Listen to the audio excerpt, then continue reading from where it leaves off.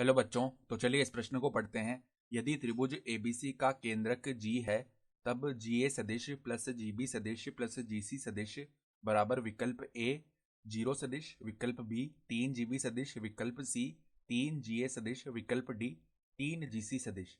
तो यहाँ पर देखो, हमें एक त्रिभुज एबीसी का केंद्रक जी दिया हुआ है, तो हमें जी ए सदिश प्लस जी बी सदिश प्लस जी सी सदिश का मान बताना है क्या होगा इन चारों विकल्प में से। तो प्रश्न में आगे बढ़ने से पहले इस प्रश्न से संबंधित जो मुख्य अवधारणा है उसकी हम चर्चा कर लेते हैं। तो देखो, मुख्य अवधारणा, यदि यदि त्रिभुज त्रिभुज के तीन शीर्षों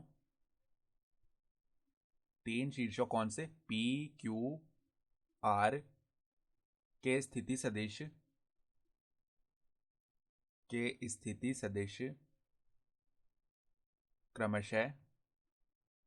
क्रमशः पी सदिश, क्यू सदिश व आर सदिश हैं तथा इसके केंद्रक का स्थिति सदिश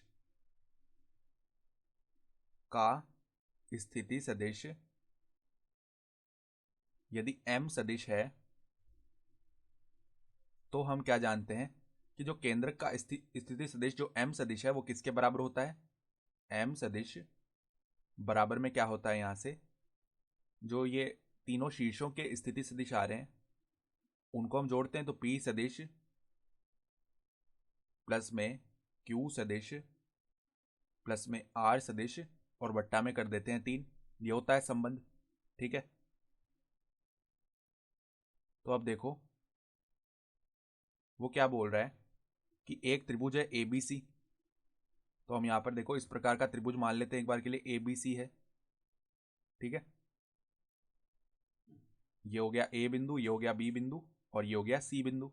तो ए बिंदु जो है उसका स्थिति सदिश हम ए सदिश मानते हैं, और बी बिंदु है उसका स्थिति सदिश बी सदिश, और सी बिंदु का जो स्थिति सदिश है उसको एक बार के लिए सी सदिश बोल देते हैं। ठीक है, और यहाँ पर देखो इसका जो केंद्रक है जी, उसका जो स्थिति सदिश आ रहा है उसको हम एक बार के लिए क्या बोलते हैं, जी सदिश बोल देते हैं इस प्रकार। ठीक है, ये बोल दिया हमने।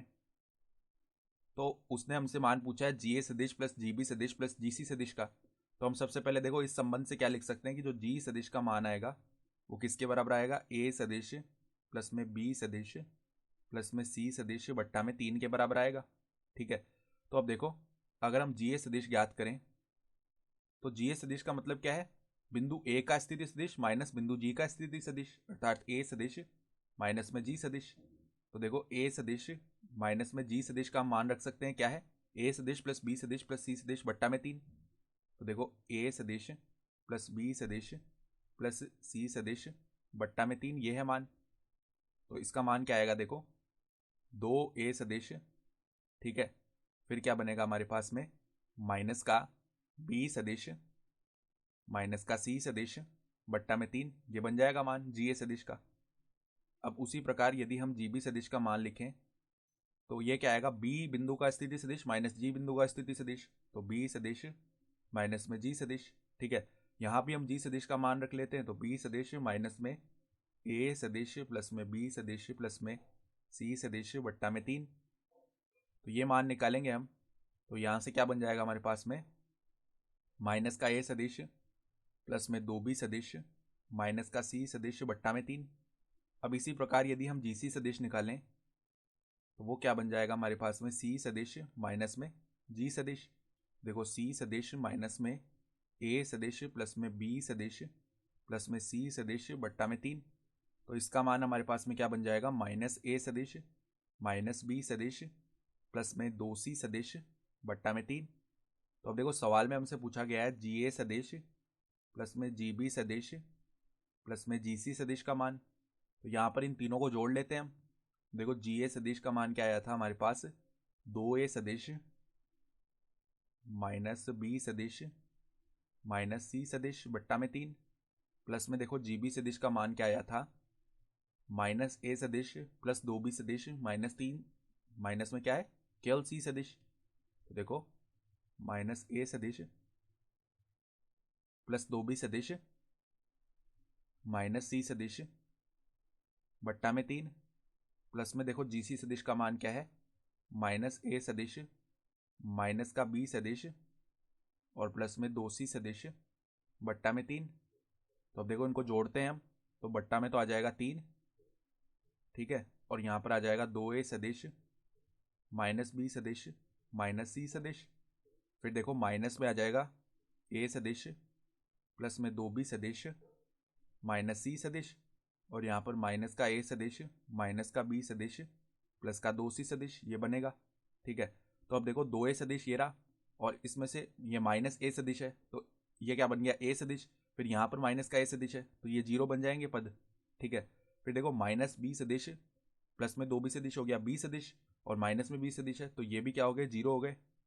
उसी प्रकार माइनस c सदिश और माइनस c सदिश क्या हो गया, माइनस का 2c सदिश और प्लस में 2c सदिश है तो ये भी आपस में 0 बन जाएंगे। तो क्या आ जाएगा हमारे पास में, 0 सदिश बट्टा में 3 बनेगा, अर्थात 0 सदिश बन गया। तो हमारा देखो कौन सा विकल्प सही है, जो हमारे पास में विकल्प ए है अर्थात 0 सदिश, वो हमारा सही विकल्प हो जाएगा। तो हम क्या बोल सकते हैं, अतः विकल्प ए 0 सदिश उपयुक्त विकल्प है, ठीक है। तो विकल्प ए ही हमारा उत्तर हो जाएगा। तो आशा करता हूं कि आपको यह प्रश्न समझ में आया होगा। धन्यवाद।